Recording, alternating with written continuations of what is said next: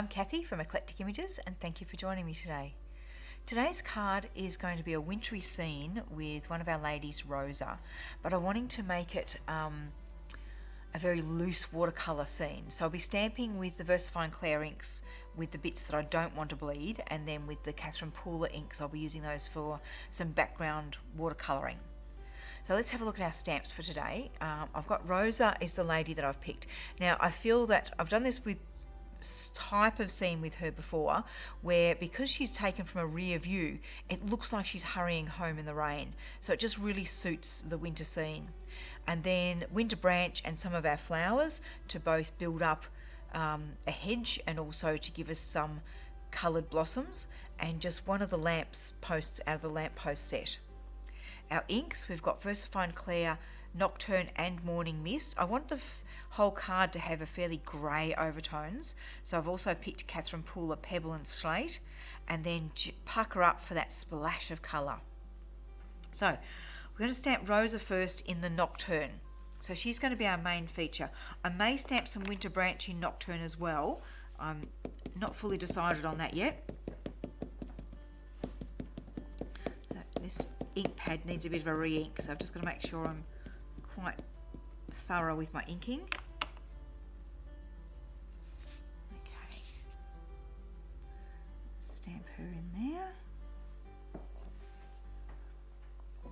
Nice even press down, and also giving it a bit of time. I'm working on the 210 GSM cotton blend cardstock, so it can handle quite a bit of water being used on it. Okay, excellent. Now I've already made masks of both Rosa and the lamppost so that we can then create scenery in the background of them. So I'm just loading the lamppost onto my block. Now this lamppost is of a size that, in comparison to Rosa, it's more in the background to her, so we'll stamp it up a bit higher. So let's pop the mask on Rosa. So this is being cut out of a sticky note pad, which makes it easier to have it stay where I want it to be. How cool is that? Okay, she just fitted on the sticky note pad. Alright, so the lamppost will be in grey. So this is the Morning Mist, because we don't want our feature images blurring when we start adding water. So we're going to pop that lamppost up and to the side a bit.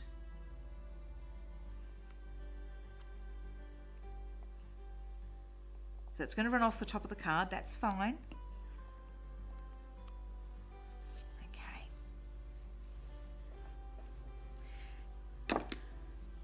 Now I'll cover that with a mask as well. So I'm wanting to create a bit of an outline of a path by creating a bit of a hedge, like where she's going down a path going home through the gardens. So I'm just going to mark out with a pencil where I want the path to go. So we want it sort of maybe coming from behind the lamppost and across here, and then from near where her feet are, and it's going to start meeting up with that bit of path. Okay, so we need to fill all that in with some foliage. This is where I'll use the grey, the Morning Mist, because again I don't want this smudging, and I'm going to use a mixture of small stamps, and it will look pretty messy, but that's the idea. We're just basically looking at filling in some background. So I'm going to stamp it repeatedly because we just want to create this little, as I said, like a border of flowers or a little hedgerow.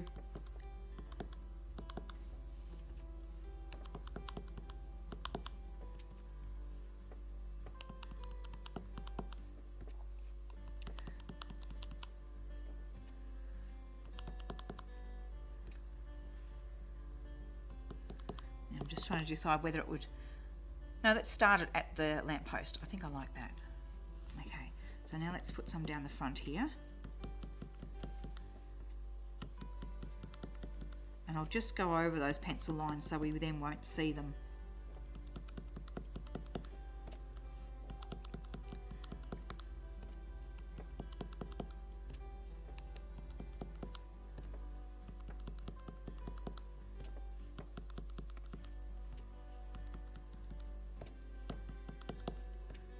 fill that all in. Now I'll switch to one of the other little flowers that I've got, just to add a little bit more variation, a bit more definition. But again, stamping several generations.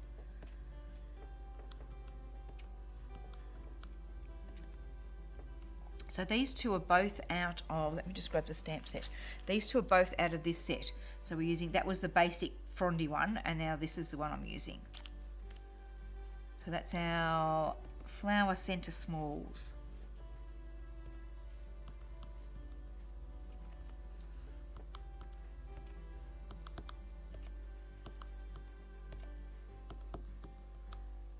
So that first one that we did becomes more your background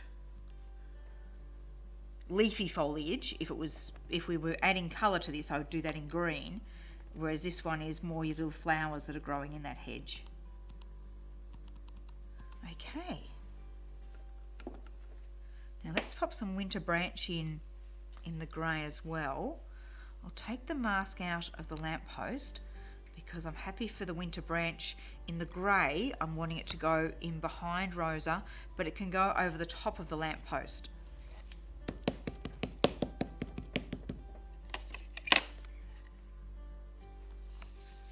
So I'll bring a little bit in this side.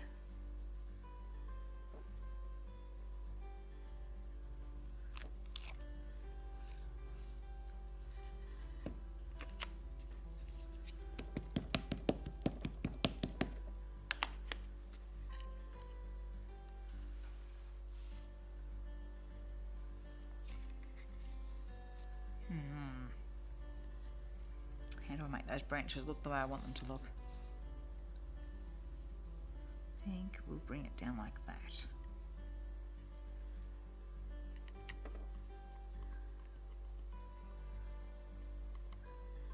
Okay.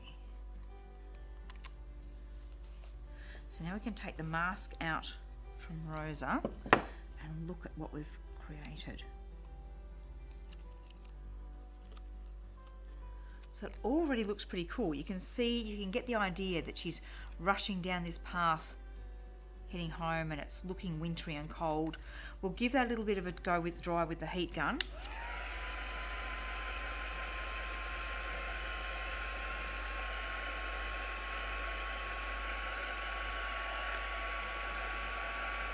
Okay. Now I'll move my scratch pad out of there because I'm going to use here as my palette. So I'll add some slate there and also some pebble.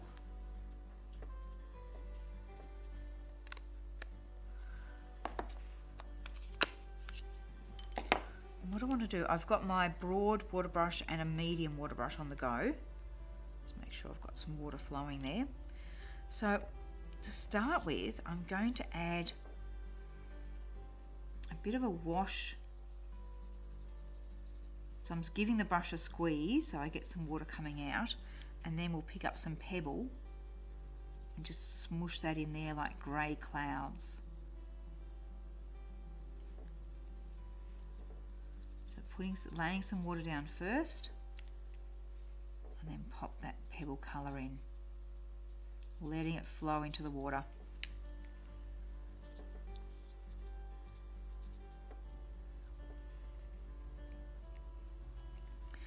This side of Rosa as well, so lay the water down first. So I'm using the broad brush to lay the water down and then the medium brush to pick up the colour.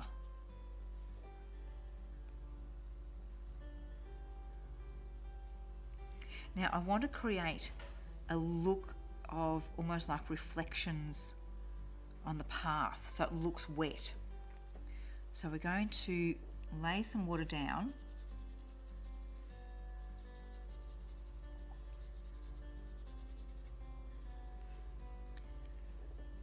Pick up pebble first.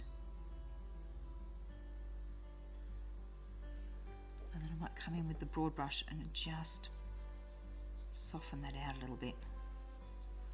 We'll see if we need to add in some of the slate or whether the pebble's enough.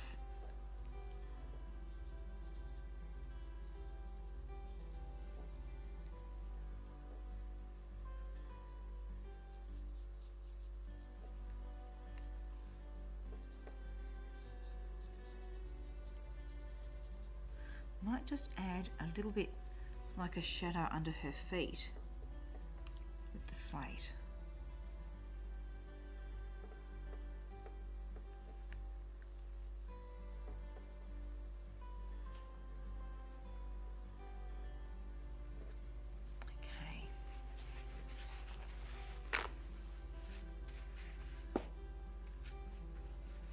So the idea is to keep it very soft and neutral so that when we add the splash of colour, it's going to just be whoosh.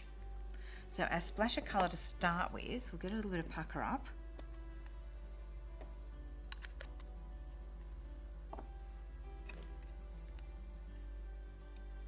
And I'll just go with my heat gun just to dry that top bit before we add some pucker up in there. So the pucker up is going to give us, as I said, a splash of colour, but the idea is also that it's, by doing it as a bit of a background first, it's creating a bit of background blossom, and then we'll come in with the stamp and give it some more detailed blossoms. So let's come in with our broad brush, and I'm just going mainly over some of the branches, and then I'll pick up a little bit of pucker up, and this is a bit scary, this bit, because it's looking so good in the greys and you go, oh, you could be about to totally ruin it.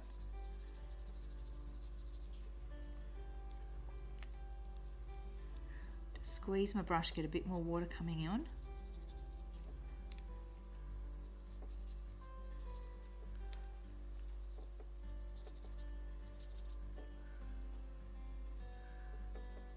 Just get a bit more water on it because I'm finding I'm still colouring a bit instead of just letting it flow and smoosh.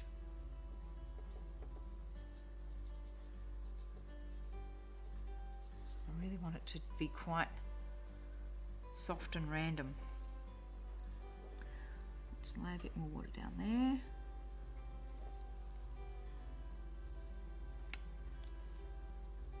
Just touch that water to it, get it to move a bit. I might put a little bit on this side. So add some water in, giving my brush a squeeze just so I get some water happening. A little bit of pink, and come back in with some water and just sort of dab it, smoosh it. I'm really just wanting to encourage it to run a bit. If it's not running enough, you could come in with your water bottle and spritz it a little bit just to get a bit more water action happening.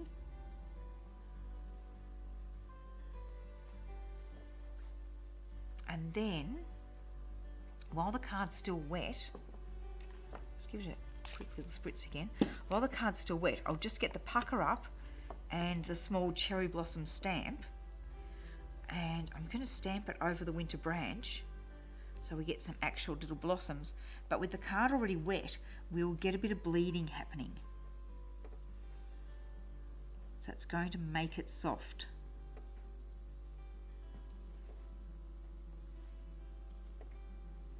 Let's give us a bit of a spritz on this side.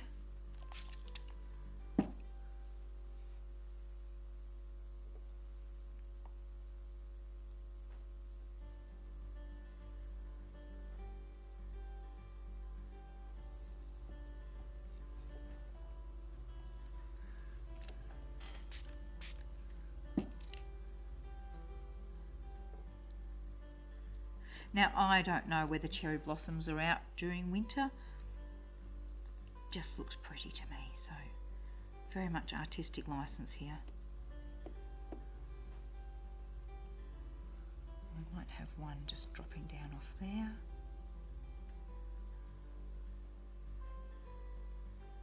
Okay, now let's give us a little bit of pink from there reflecting in our pathway. So again, I'll just clean my brushes a bit so I haven't got too much pink happening. So we'll just squeeze a bit of water on.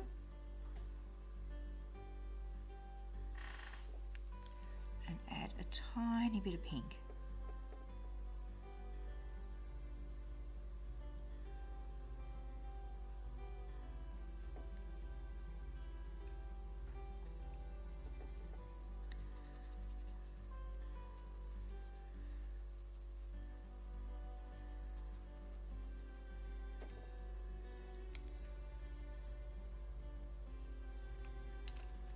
bit of spritz as well. Just not feeling I'm getting quite enough flowage of water from my big brush today.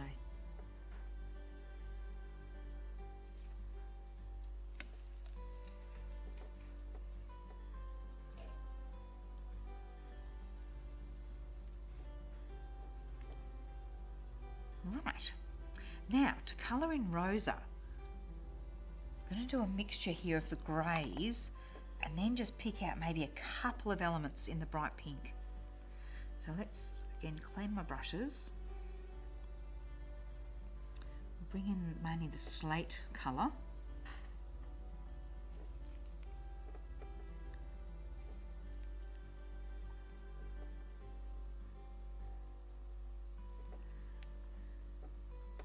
And in keeping with the more loose watercolour style, I'm attempting to not blend too much and just let it flow out a little bit.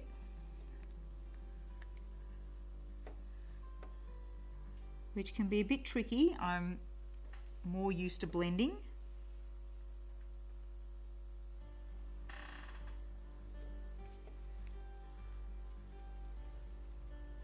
Now I think we'll leave a hat grey because it's in up amongst the blossoms. So if I added pink up there, it might just get lost in amongst the blossoms. So we'll leave a hat grey. Let's lay a bit of water down on the skirt. The larger areas, it's often good to lay your water down first so that when you start putting some colour on, it's already smushing into your card. I can come in and add a bit more depth in that area.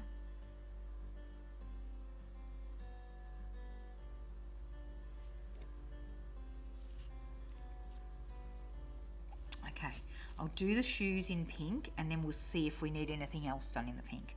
So picking up a little bit of colour on my brush. Now I dried the brush off a bit because I'd like this to be quite vivid.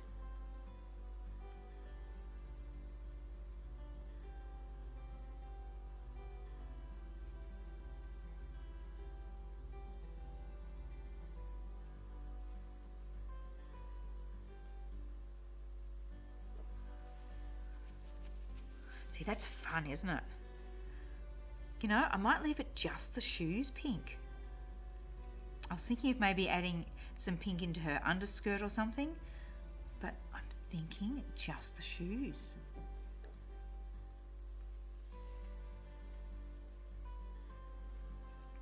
I'll just come in and add a bit more depth in a couple of places.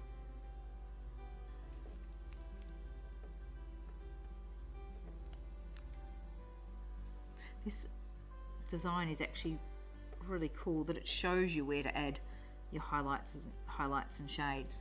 There's lovely folds in the fabric to follow. So it's very easy to, you know, add a bit of shade down that side.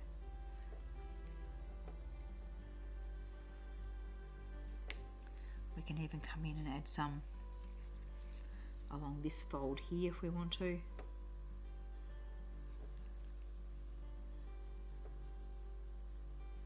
Now I want that staying lighter, so I'm just cleaning my brush and I'm just going to move that ink out of that area a bit. Okay, what do I need more on the jacket? A bit under there.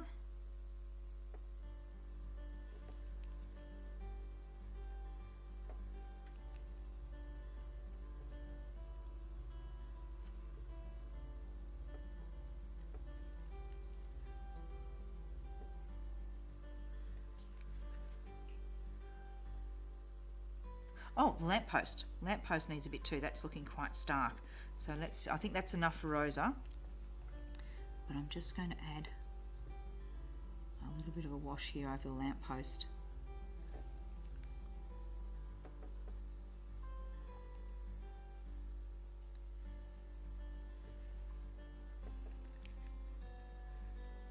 There we go. Just so it doesn't, as I said, look too stark. All right. So that's our basic card, just a loose watercolour look, trying to create the feeling of the edge of a path and just that little splash of colour. Do you like how the blossoms have just almost become part of that background pink that we put on? And then the shoes are just whoosh, Okay, I'm just going to dry my mat off and then we'll start layering this one up. I'm not going to do a stamped background for it. I just want to layer it on a black and a cream layer so it just looks like it's framed. I think it's simple enough that it just needs to be accentuated without anything taking away from that simplicity.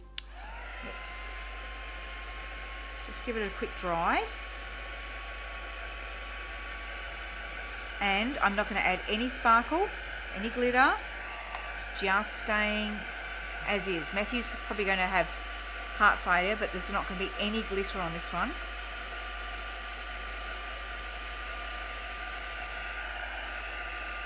And it's been quite wet, so it's taking a little bit to dry it back.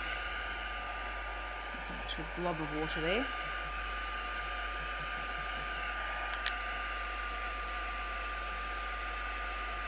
So drying on the reverse side will help to curl the card back the other way.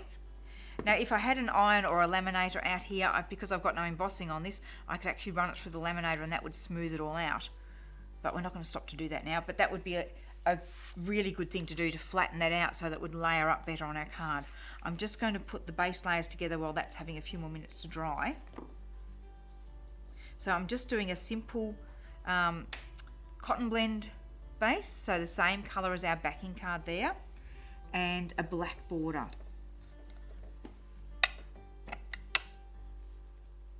And I think that my hope is that will just come up looking really classy. Simple and elegant. And wintry. Is that too much to ask for? Simple, elegant and wintry?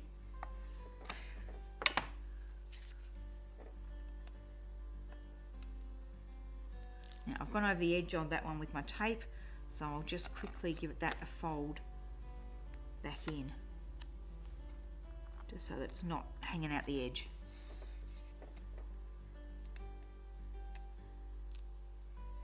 Come on, tape, behave yourself.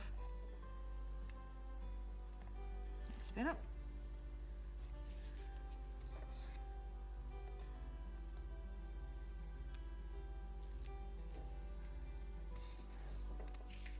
Isn't it funny how you work at a certain angle better and a particular fingernail better for lifting up tape?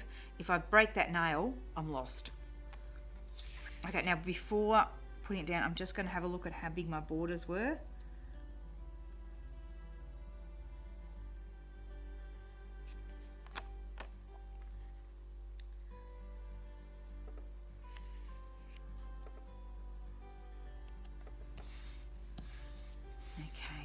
Have you dried enough to stick down? Not ideal, but we'll stick it down anyway. But yeah, as I said, because we haven't got embossing, this would be an ideal one just to iron it, or yeah, just pop it through your laminator and it would just smooth it all out.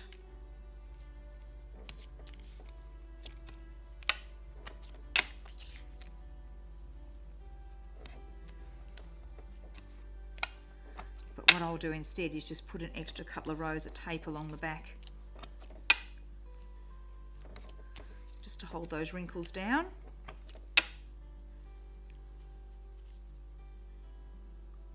This is one that would have really benefited from here's one I prepared earlier and I've already smoothed out and flattened. But yeah, not quite that organised today.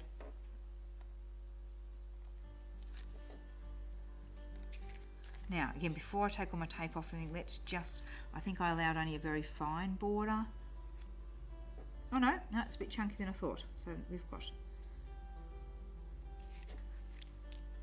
I don't know how big a border that is.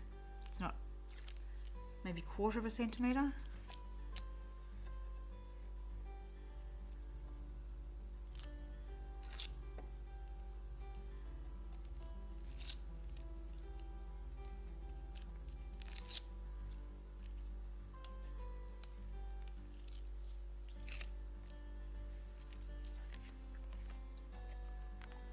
Make sure I've got it the right way. Now again, I'm just going to check that top and bottom border amount. Okay.